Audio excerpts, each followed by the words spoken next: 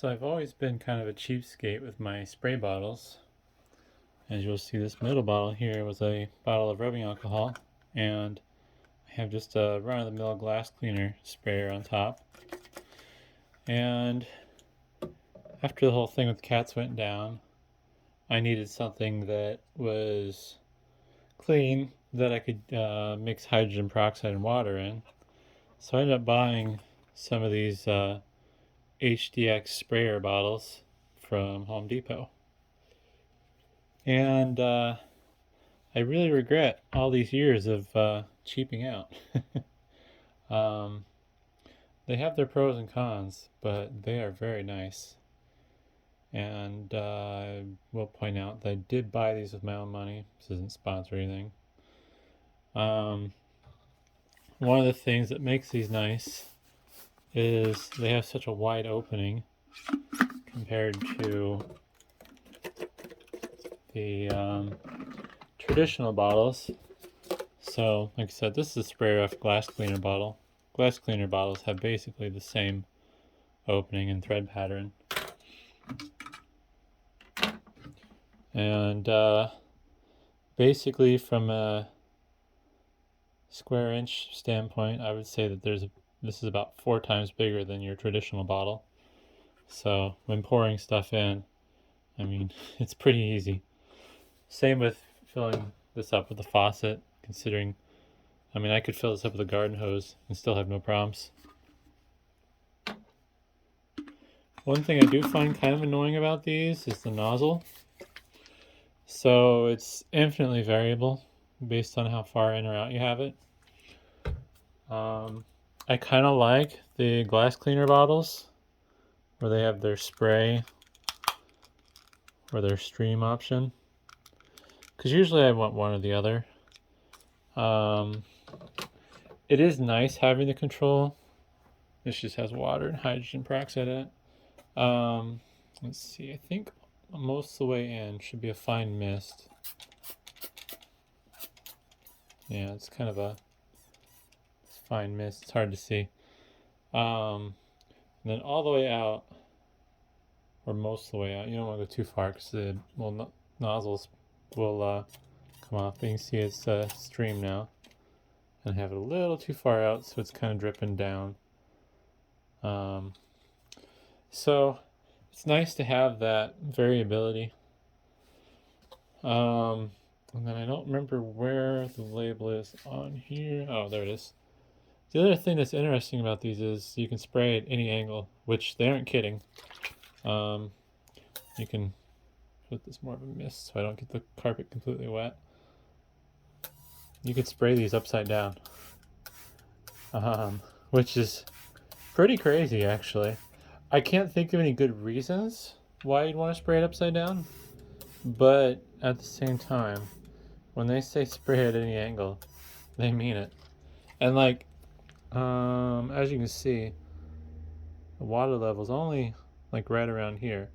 So if the bottle was completely full, and maybe I was at the end of the straw still, you could say, oh well, there's just that much fluid in there. But no, I mean, it's literally there's more fluid coming out of the nozzle than there is in that little straw. Carpet's gonna be wet, but it's just water and hydrogen peroxide. And I think what's going on is, I believe inside of here, this mechanism is able, I think it's sucking in through there. I guess we might be able to see. No? It might be sucking in further down. But basically somewhere up here in the top, it's sucking the fluid in and spraying it out. Let's see if we can get this completely dry. Yeah, see, there wasn't that much in there, so the times I had it upside down with the bottle attached still, it was definitely pulling it into the top, because this was only good for like 2.5 pulls on the trigger before it ran out of fluid. And speaking of the trigger, that's another nice thing about these. The trigger is more substantial. There's more of a surface area to grab on, and it even has 3 spots for your fingers.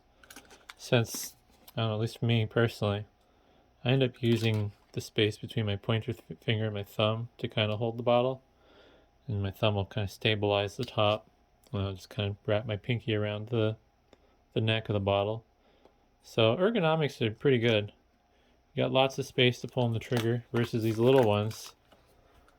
Screw this back onto the bottle.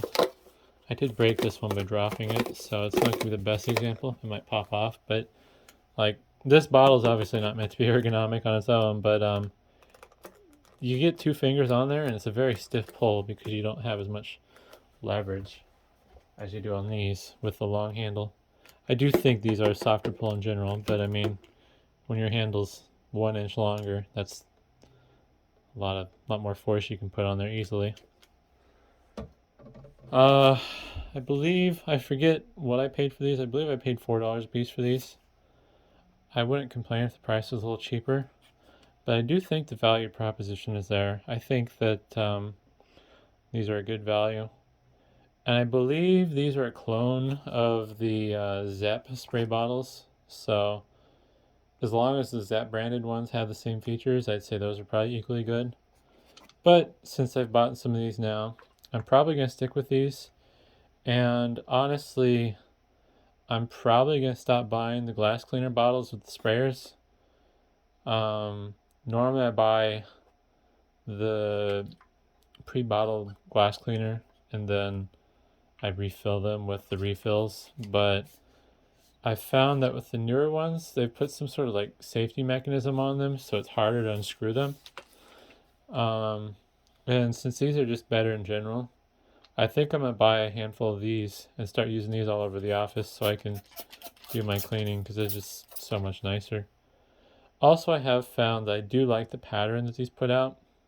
I haven't quite figured out like the perfect pattern, but I've found, we'll switch bottles here and grab a laptop. I have found when I'm cleaning laptops, I'll get a little bit of spray beyond where I want it to, but I get a pretty good pattern of the spray for coverage, which makes it nice to clean. This is just 91% rubbing alcohol, but yeah, I don't know. They're pricey, or well, they cost more than I would like. That's a more accurate statement. But honestly, if you're looking for some spray bottles, I highly recommend these. I think they're well designed. They're easy to use.